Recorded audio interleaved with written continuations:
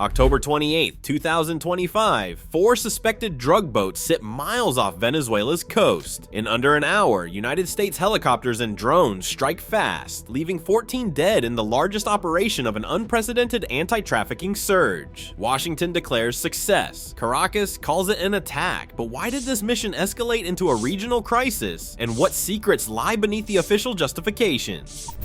From September to late October 2025, U.S. military operations against suspected drug trafficking boats accelerated across the Caribbean and the Eastern Pacific. In just 2 months, American forces launched 22 separate strikes targeting vessels linked by intelligence to Venezuelan criminal groups and their regional partners. This rapid tempo far outpaced previous years, with each incident mapped along shifting maritime corridors that now stretch well beyond the Caribbean, deep into Pacific routes favored by traffickers aiming to reach North America. The October 27th strike stands out for its scale. 4 boats were destroyed in a single coordinated operation, resulting in 14 deaths, the highest one-day toll of the campaign. No other incident in the surge matched the intensity or immediate impact of this engagement. According to campaign analysts, the clustering of strikes in the Eastern Pacific reflects a tactical adaptation by both sides. Cartels, under pressure from crackdowns closer to Venezuela's shores, have rerouted shipments through longer, less monitored passages. The U.S. response has followed, shifting resources and surveillance assets to intercept these new flows before they near Central American or Mexican coastlines. An analyst at Insight Crime calls it a cat-and-mouse escalation, with traffickers exploiting gaps in regional enforcement and U.S. forces relying on rapid, intelligence-driven strikes. The surge's footprint is visible on campaign maps, tracing a westward migration of smuggling activity. These patterns reveal not only the evolving tactics of criminal networks, but also the growing willingness of the U.S. to project military power far from traditional patrol zones. The October 27th operation, with its record casualties and international fallout, became a defining moment in this ongoing maritime contest.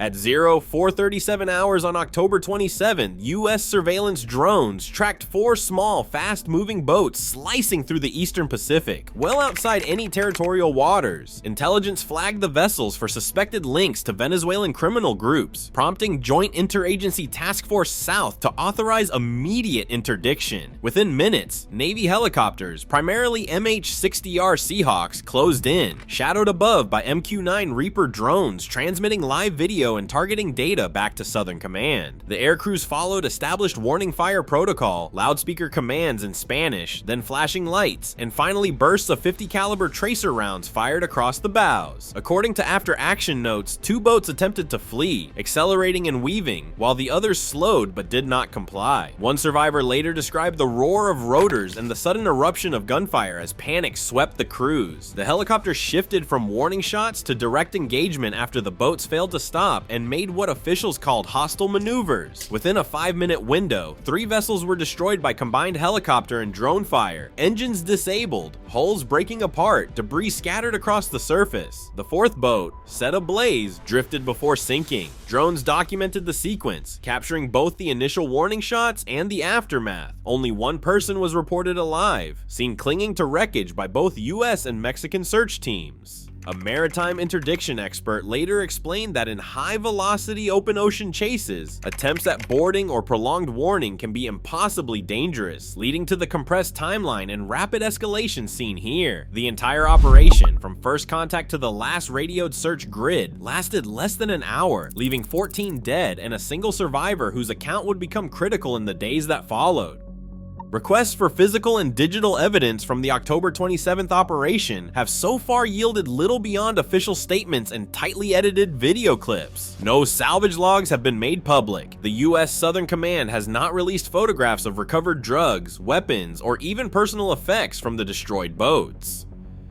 Unlike earlier operations in the Caribbean, where Dominican authorities documented cocaine seizures and provided chain of custody records, there is no comparable documentation for this specific strike.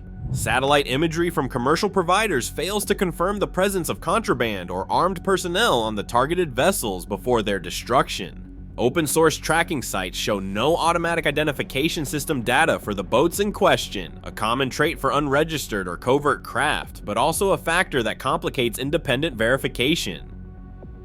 Mexican Navy search and rescue teams who responded after the strike have not published any findings or debris inventories. Non-governmental organizations and advocacy groups have filed formal requests for access to forensic reports, survivor testimony, and identification of the deceased. As of mid-November, U.S. authorities have not responded to these inquiries. Human Rights Watch senior counsel summarized the situation. Without evidence, names, or repatriation, the risk of civilian casualties rises. Only an independent, transparent inquiry can ensure accountability. The absence of physical proof, no salvage data, no satellite confirmation, and no third-party inspection has fueled doubts about the validity of the targets and the true nature of the operation. This evidence gap stands in stark contrast to the government's claims and has become a central point of contention for legal advocates and international observers.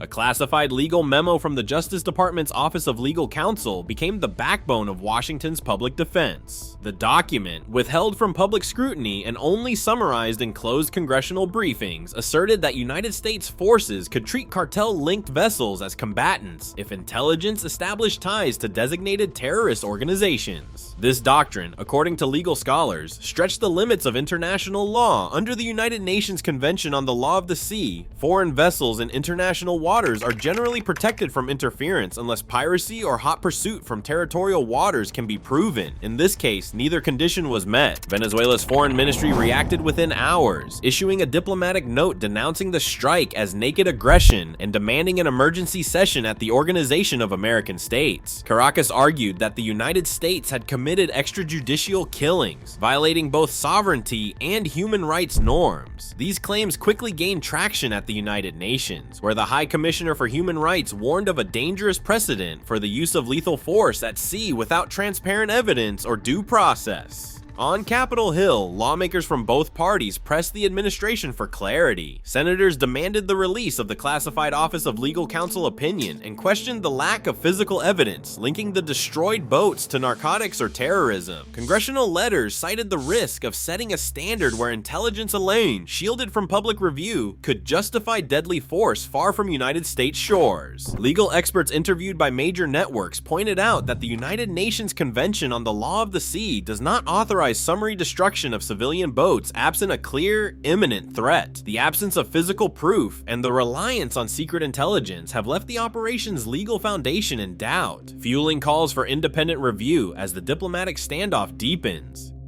Grieving families in Venezuela have begun to speak out, searching for answers in the silence left by the October 27th strike. Names of the 14 killed remain withheld by U.S. authorities, fueling uncertainty and fear among relatives who say their loved ones vanished at sea. Human rights organizations have gathered testimonies from parents and siblings who insist their missing kin were not criminals, but fishermen earning a living along the coast. Diaspora organizations echo these claims, reporting dozens of inquiries from communities in Sucre and Nueva Esparta. Some families have submitted official requests for repatriation and identification, but so far no responses have come from Washington or military channels. Advocacy groups warn that without confirmation or acknowledgement, the dead remain anonymous, statistics on a government tally rather than sons or brothers lost to a distant conflict. Each unanswered name deepens the sense of injustice, leaving families to mourn in the dark. Venezuelan Naval Command responded within hours of the U.S. operation, issuing deployment orders that sent additional patrol ships and maritime patrol aircraft into expanded sectors of the Caribbean and adjacent waters. Defense Ministry communiques recorded a surge in activity. 6 more Navy vessels and over 80 air sorties were logged in the 2 weeks following the strike, compared to just 41 in the previous period. Satellite imagery from late October confirmed the repositioning of corvettes and missile frigates to forward bases near Carupano and Puerto La Cruz, while official statements described round-the-clock vigilance and integrated radar sweeps. Regional security analysts noted that these deployments stretched Venezuela's patrol zones westward, increasing the risk of encounters with U.S. or partner assets. Advocacy groups and international observers began pressing for independent monitoring, warning that the heightened military presence and lack of accountability could trigger further incidents or accidental clashes in contested waters. Today, every strike along these contested waters risks igniting a broader conflict as U.S. operations and Venezuela's military buildup both escalate. Maritime law collides with power politics. In the shadows of drug wars, the line between enforcement and provocation grows thin, and the world is watching. Share your thoughts below.